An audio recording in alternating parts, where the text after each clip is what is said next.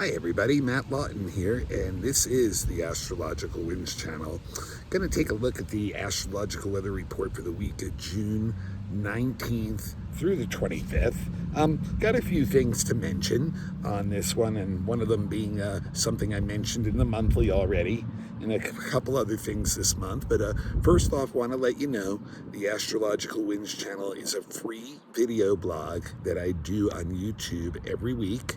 And if you do have a YouTube account, you can become a follower if you like the blog. And you got to remember to turn on your notifications, and then it'll let you know when the blog is put up, which is usually every Monday, maybe Sunday sometimes. It's also available, guys, on all kinds of podcasts. So don't forget, you can just look it up on one of your favorite podcasts, Astrological Winds channel. You should be able to find it, and you can listen to it on a podcast too. Also, Astrological Winds channel does have an Instagram account, and if you become a follower there, I do post the link there also. Now, the other thing that's really important for all you guys to remember, if you don't know astrology well, don't get caught up on the astrological terms that I'm talking about. You want to listen to the interpretations in between the terms, because that's going to let you know the energy that we're all working with on planet Earth this week. This blog is for everybody on the planet. It's not specifically for the US or specifically for one sign of people. This is the astrological weather that we're getting as a planet, so it affects all of us every week. So you want to hear that interpretation. That's what's important, because then you can work with the energy that's prevalent this week and hopefully work with it in a good way.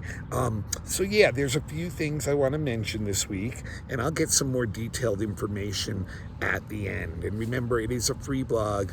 What I really ask for most of you is to pass the link on to somebody else that you might know when you're done. And also, I am a professional astrologer. I've been doing readings for over 20 years. I had 7 years of schooling before that. Would love to do you or your friends or family's chart whenever you're ready. And best way to get me on that and start the process up is by emailing me at mattthue823@gmail.com. That's mattthue823@gmail.com. All right.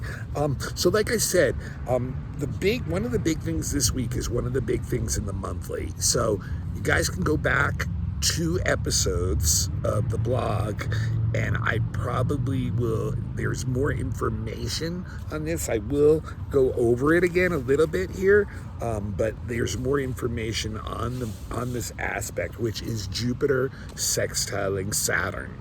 We have that on Monday, and so starting right off the week. But this is like a longer term type aspect, so it's going to be pretty much in effect right now. We've been feeling it for a little while, and will be in effect all week. And like I mentioned in the monthly, if you guys all remember the solstice of December 2020, when Jupiter and Saturn conjuncted in the sky, it was the great conjunction. Everybody was really into it. We were checking it out, watching it night by night, getting closer and closer and closer. And everybody had all these grandiose new dreams, that, plans, things they wanted to do for the future, very driven by their own values and wanting to take those values and bring them into reality. That's Jupiter and Saturn working together. Well, now it's 3.5 years later, and Jupiter is now sextiling Saturn. Jupiter moves faster, so it's moved forward, and it's now sextiling Saturn. Jupiter in Taurus, Saturn now in Pisces. And so we're 3.5 years after that conjunction. Jupiter and Saturn conjunct every 19 years. So it's a cycle of building. It's a cycle of taking what you value, the things that are your truths in life, and taking them from the abstract levels of your mind and philosophy and spirit, and bringing them into the real world, bringing them into a structure or form in reality. So the conjunction back on December 21st, 2020 was the seed time of a lot of these ideas. When we're 3.5 years into the cycle, we hit the first sextile. This is a time of opportunity. If you've been diligent about continuing to follow that dream, things should be starting to open up a little bit now. You should be getting some opportunities. When these two work together, they work together really well, because Jupiter is all about expansion, taking more in, growing, experiencing, and Saturn is all about restriction, building structure, building form, taking that stuff and crystallizing it into something solid. So they work really well together, but it's a sextile. And I've said this many times to you guys before. A sextile is not going to push you to do this stuff.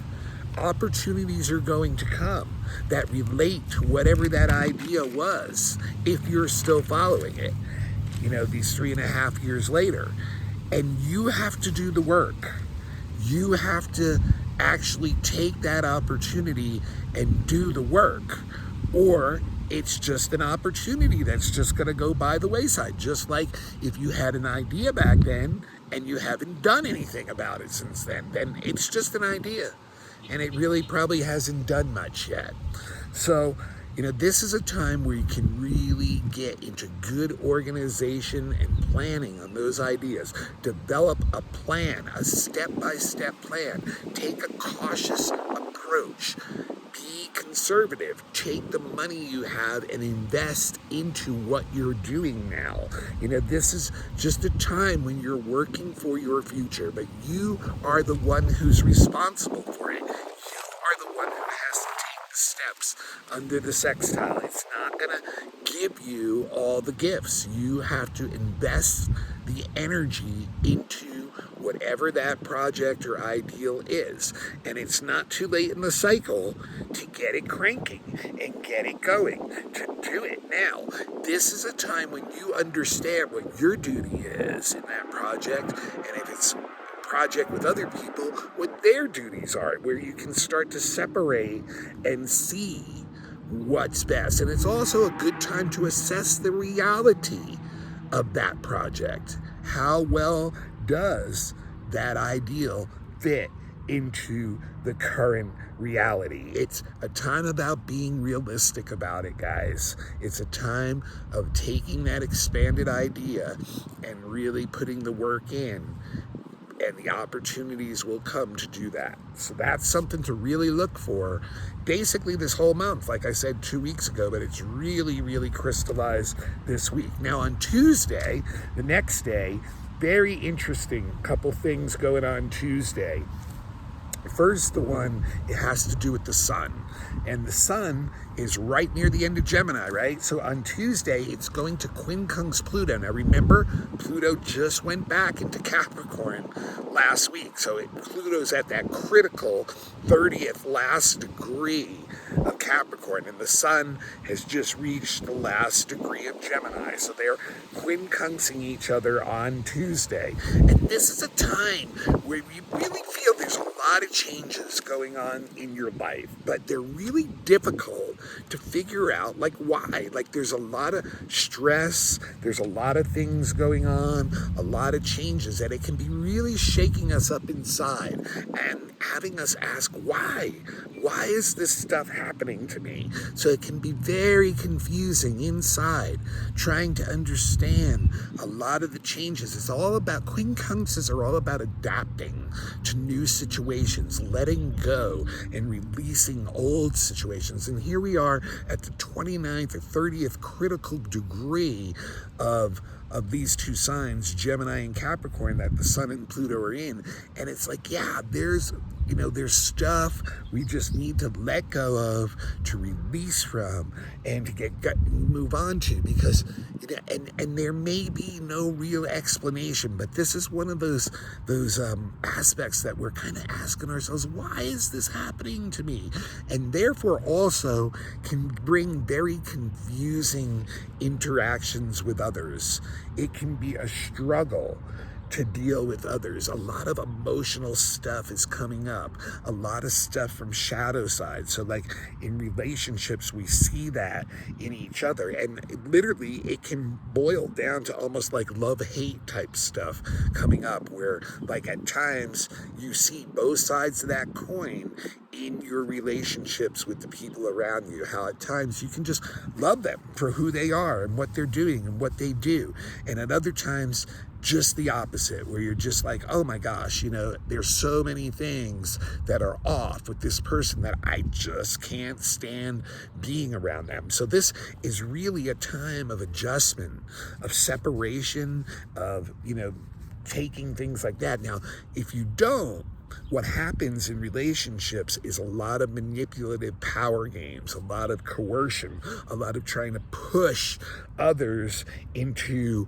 where you want them to be. So it can be really a struggle. Once again, it can really be very, very tough to deal with that, because they're going to push back. Everybody's experiencing the same energy together. It's not just you. So, like I said, it's the astrology for the world. So this is like, the really strong will and ego drive inside. And it's hard to let go of certain things. And, when we can really get into power struggles with other people. And that's what this is all about. This aspect is like, yeah, there's a lot of things that happen to us that we can't understand, and you don't have to metaphysicize everything that goes wrong in your world. We live in a dualistic world. This is trying to teach us to accept, move on, release, let go. There's other things that are waiting for us, but if we stay in power struggles and manipulative and coercive games with, within ourselves and with the people around us,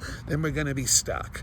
And we're going to end up missing the lesson of that critical 30th degree and probably having to struggle through many more similar lessons over the next few years. So that very same day, the sun also goes into Cancer, because it's right at the end of Gemini. So that is the solstice, the summer solstice in the northern hemisphere, the longest day of the year in the northern hemisphere, and the winter solstice in the southern hemisphere, their shortest day of the year. But the key thing here is the sun goes into Cancer. So when the sun goes into Cancer, it's a month where our attention really and our will is really influenced by our emotions, how we're feeling inside. If we feel good, and we feel secure, then we're in a really good mood and we want to spread that. We're a very loving, affectionate, caring being.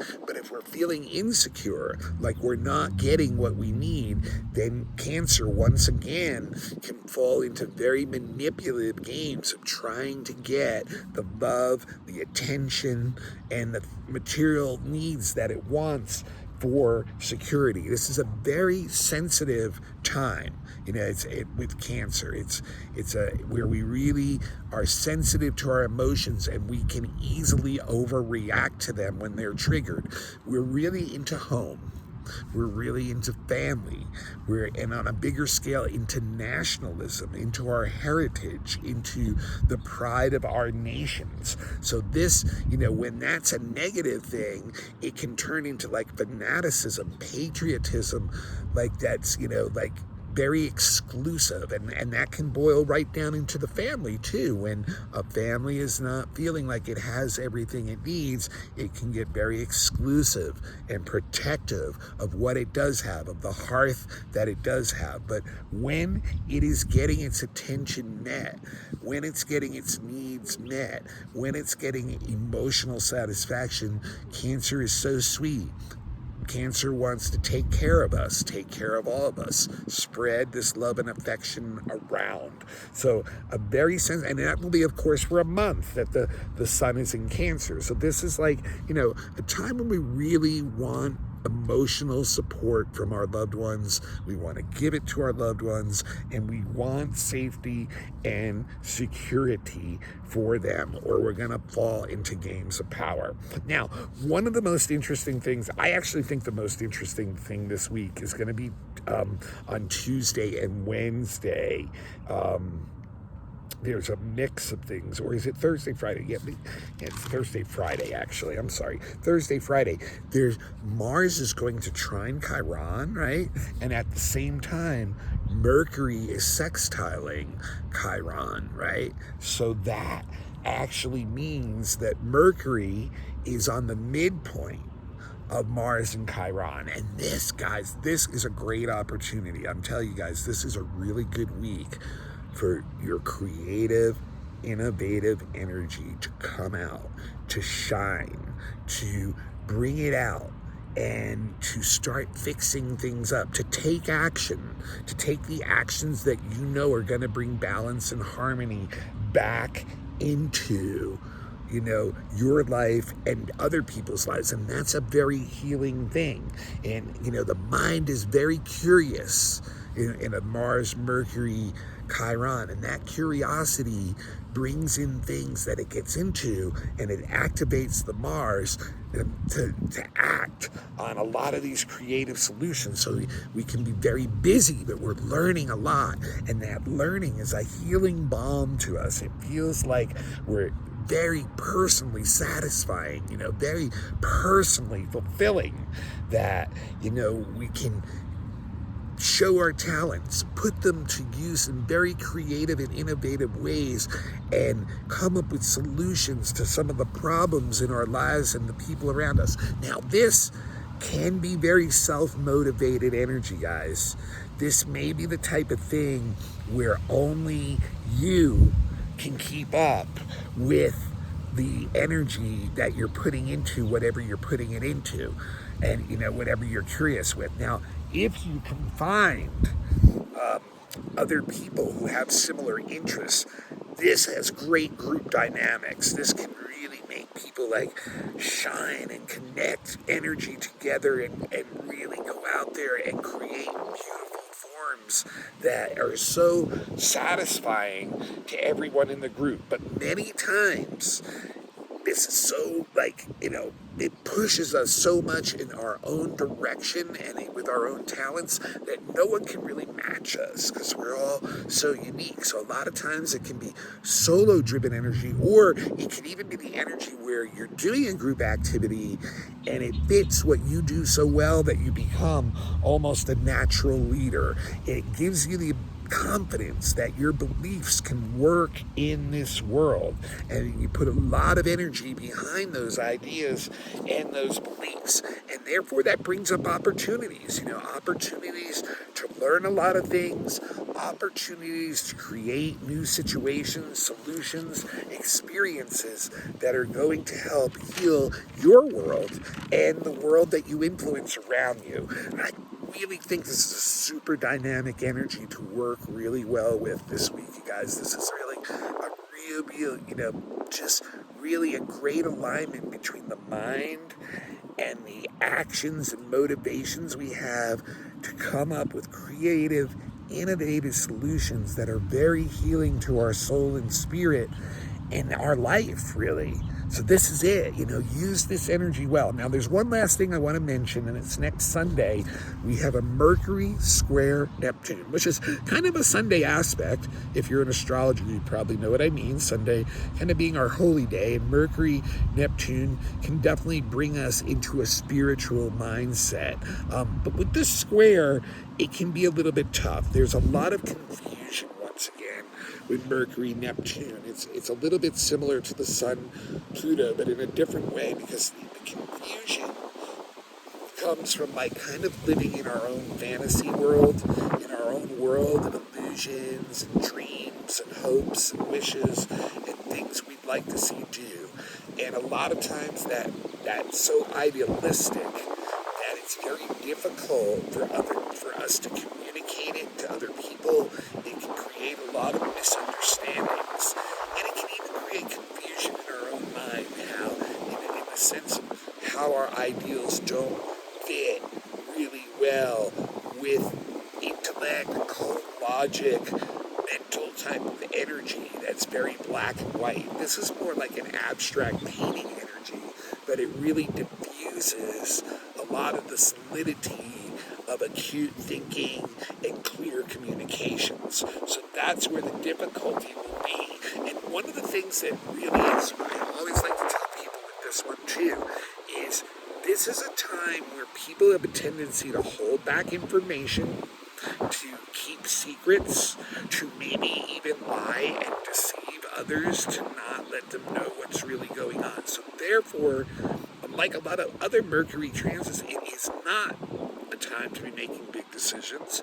It is not a time to be negotiating business deals or contracts or any other kind of agreement that's supposed to be like a solid real world agreement, because most likely you or the other party does not have all the information they need, does not have all the facts straight, may even be being purposely misled by the other. So this is not a time to be doing that. And the communications will be fuzzy for sure. It will, we may not understand each other very well this weekend, at least on a verbal level. It makes us very sensitive though to psychic, subtle energy. So we may pick up feelings and thoughts of others when we're in the presence in their environment. And it also makes us very sensitive to our environment too. It's good to find contemplative, quiet places when Mercury and Neptune get together and let the mind roam free. The advantage of this is it brings a lot of inspiration and imagination. And with the square there, we may actually sit down and write or speak out or get lyrical or poetic or creative with our words, very right-brained with our words. But that square may actually motivate us to actually, write down our new rap song or our new poem or the next chapter of our book. So this is, or, tell the next story that we have. So this is really good energy for that. And it also is good energy for, like I said, it's a Sunday kind of aspect. It's good for religious, metaphysical, philosophical type study. But even that stuff, you have to be careful of taking it too far and getting to a point where, you self-delude, or you get to a point where there's self-illusion. And so that is something to look out for too. You can get a lot of inspirational juice from spiritual study or readings and stuff like that, but it also may not be very grounded in reality once again. So an interesting aspect for a Sunday. Be a good Sunday to find a nice, quiet, contemplative place, do some meditation, tap into articulate words that are expressing emotions and abstract ideas well. All right, well, that's what I got for this week. This is Matt Lawton. This is the Astrological Winds channel. It is a free video blog that I do on YouTube. It's been on YouTube for several years now. It was on podcast before that, and it's still on podcast too. So if you have a YouTube account, become a follower if you liked what you heard, and then turn on your notifications so you know when I post the blog. And then the other thing to remember is it's also available on podcasts. There's about 20 different podcasts that pick it up through Buzzsprout. Really don't need to watch the video. It's me just talking to the camera, and it frees you up to do it, when you're doing other things, driving around or whatever, It's also available on Instagram, the link, and I do have an Astrological Winds channel Instagram page where I do post extra info sometimes during the week in just comment form, no video or audio. The other one place I do post the blogs link to is on my private Facebook account. And if you'd like to become a friend, you'll have to do a friend request. The name is Matthew with 2 T's and then Lawton, Lauten. Remember, guys, it's a free service. Please pass the link along when you get done to someone that you think might be interested in checking it out. A lot of people in the world are into astrology these days. And then, of course, the number one way you guys can continue to support me is when you or someone you know needs a true professional astrology reading, not something off a computer, not something from a friend who wrote a book or read a book, or not something from you even reading a book, something that really a professional can tie all that energy together for you and bring it to you in one package and show you the energies that are operating in your chart. And that gives you self-empowerment. That gives you self-fulfillment. Your chart goes with you wherever you go. It does not matter where you are in this world or what environment you're in. Your chart, your being is still with you. So you want to know the deepest understandings of that so that you can work with your energy. And I also, every year around your birthday, if you've gotten your natal chart done already, I recommend getting a predictive reading. It's very similar to what I'm doing right now, except it's only for you. And it's for the full next year. And it tells you all the energy that you're going to be dealing with in the next year. And once again, helps you make decisions, helps you feel like you're more on top of what's going on in your life and that you can have more power over what's going on. I also do charts for relationships. I also do charts for children, if you're young children, how to relate to them, the big events coming in the first 20 years of their life. Astrocartography and relocation, if you're thinking about moving somewhere else, or if you'd like to see how your chart lines up in other parts of the world, what energies will become more prevalent, what will become less prevalent, that kind of thing. We can look at that. I also do fixed star readings for deeper soul purpose. This is for someone who's already got their natal chart done and understands it, and then wants to get even into the deeper esoteric meaning of their life this time round. And then also I do election charts if you're looking for the best time to start a business or whatever important event is. We can use a chart to tip the scales in your favor, literally.